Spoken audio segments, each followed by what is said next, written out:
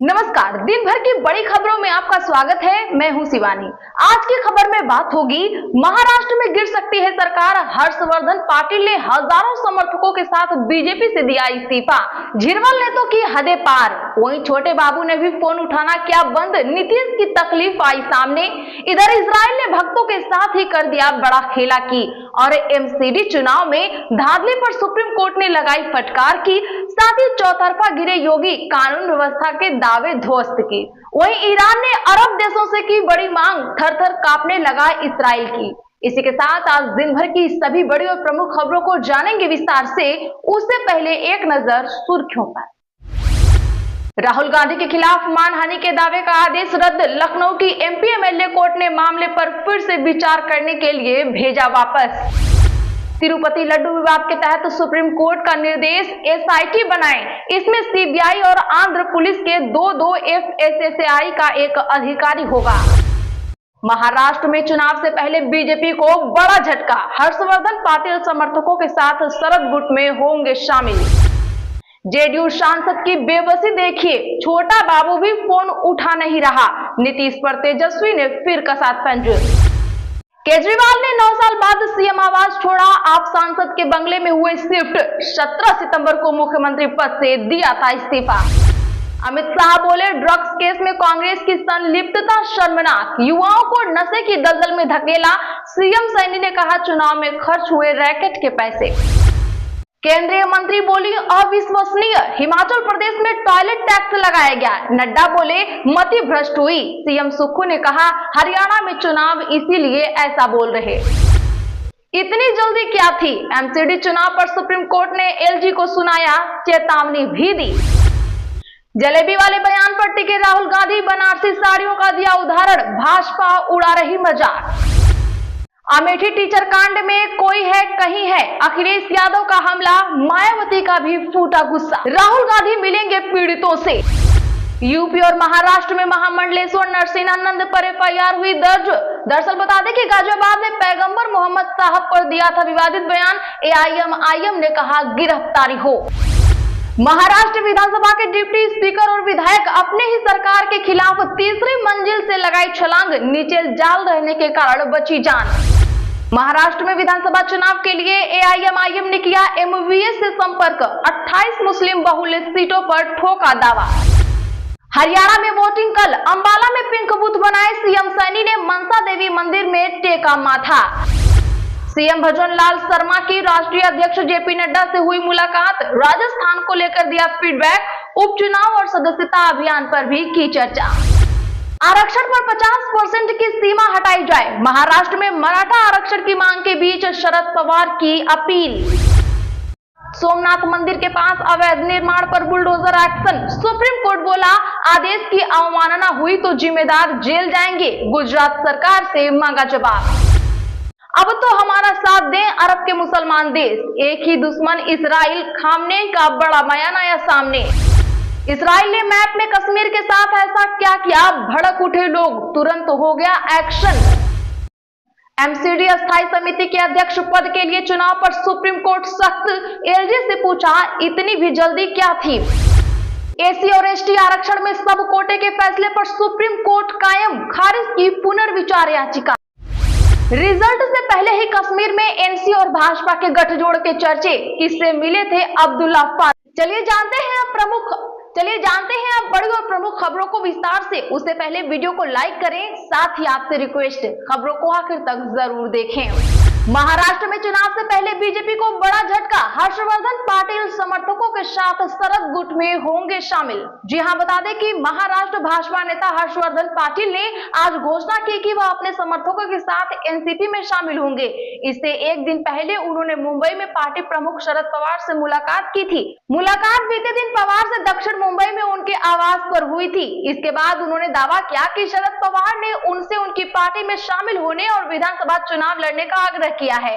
महाराष्ट्र विधानसभा चुनाव अगले महीने होने की संभावना है। दरअसल बता दें कि इंदापुर सीट से 4 बार विधायक चुने जा चुके हर्षवर्धन पाटिल फिर से इंदापुर से चुनाव लड़ना चाहते हैं। फिलहाल इस सीट का प्रतिनिधित्व भाजपा के गठबंधन सहयोगी एनसीपी के पास है। पार्टी एक बार फिर से मौजूदा विधायक दत्तात्रेय भरणे को मैदान में उतार सकती है। जेडीयू सांसद की बेबसी देखिए, छोटा बाबू भी फोन नहीं उठा रहा, नीतीश पर तेजस्वी ने फिर कसा तंज। बता दें कि बिहार के नेता प्रतिपक्ष इन दिनों विदेश यात्रा पर हैं, पत्नी और बेटी के साथ दुबई की सैर कर रहे हैं, लेकिन सोशल मीडिया के माध्यम से उनकी राजनीति जारी है। एक बार फिर से बिहार सरकार पर बड़ा जुबानी हमला बोला है। सोशल मीडिया प्लेटफॉर्म पर एक बार फिर जेडीयू सांसद का एक वीडियो पोस्ट करके उन्होंने मुख्यमंत्री नीतीश कुमार पर तंज कसा है। उन्होंने कहा है कि बिहार में अधिकारी किसी से नहीं डरते, यही वजह है कि डीएम एसपी की बात छोड़िए, छोटा बाबू भी संसद का फोन नहीं उठाता। उन्होंने आरोप लगाया है कि सीएम किसी से भी फीडबैक नहीं लेते हैं। इतनी जल्दी क्या थी? एमसीडी में चुनाव पर एससी ने एलजी को सुनाया, चेतावनी भी दी। जी हां, बता दें कि एमसीडी अस्थायी समिति के सदस्य के चुनाव को लेकर सुप्रीम कोर्ट ने एलजी वीके सक्सेना के फैसले पर कड़ी टिप्पणी की है। सुप्रीम कोर्ट ने जल्दबाजी में लिए गए फैसले पर सवाल उठाते हुए चेतावनी भी दी है। सुप्रीम कोर्ट ने एलजी से कहा है कि अगर वह इस तरह एमसीडी एक्ट के तहत कार्यकारी शक्तियों का इस्तेमाल करना शुरू करेंगे तो इससे लोकतंत्र संकट में पड़ जाएगा। इसी के साथ शीर्ष अदालत ने चेतावनी देते हुए कहा कि अगर आप एमसीडी अस्थायी समिति के अध्यक्ष के लिए चुनाव आयोजित कराते हैं तो हम इसे गंभीरता से लेंगे। बता दें कि मेयर और आम आदमी पार्टी की नेता शैली ओबराय ने एलजी वीके सक्सेना के आदेश पर कराए गए एमसीडी की अस्थायी समिति के छठे सदस्य के चुनाव को चुनौती देते हुए सुप्रीम कोर्ट का दरवाजा खटखटाया था। जलेबी वाले बयान पर टिके राहुल गांधी, बनारसी साड़ियों का दिया उदाहरण, भाजपा उड़ा रही मजाक। दरअसल कांग्रेस सांसद राहुल गांधी के जलेबी वाले बयान पर राजनीतिक घमासान मचा हुआ है। 5 अक्टूबर को होने वाले हरियाणा विधानसभा चुनाव के लिए सोनीपत में एक जनसभा को संबोधित करते हुए राहुल गांधी ने कहा कि यहाँ की जलेबी पूरे देश में बेची जानी चाहिए।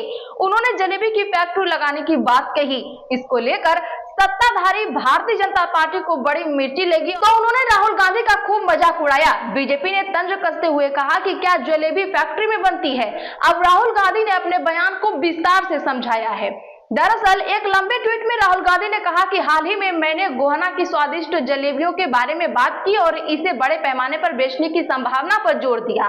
भारत में ऐसे 5500 क्लस्टर है जहां छोटे उत्पादक हैं जो अपने उत्पादों को दुनिया भर में बेच सकते हैं यदि उन्हें सही समर्थन मिले। तो राहुल गांधी या बीजेपी कौन पप्पू है, कमेंट जरूर करिए।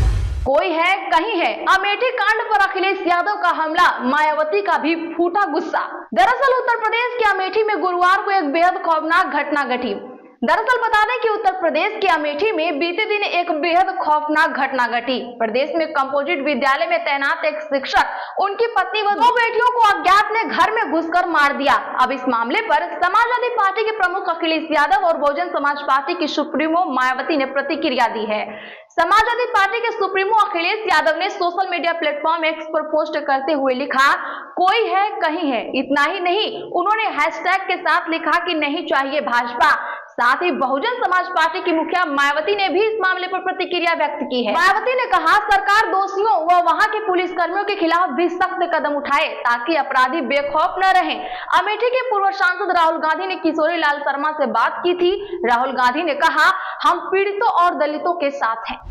महाराष्ट्र विधानसभा के डिप्टी स्पीकर और विधायक बिल्डिंग से कूदे, नीचे जाल रहने के कारण बची जान। दरअसल बता दें कि महाराष्ट्र विधानसभा के डिप्टी स्पीकर नरहरी झिरवल ने आज मंत्रालय की 3री मंजिल से छलांग लगा दी।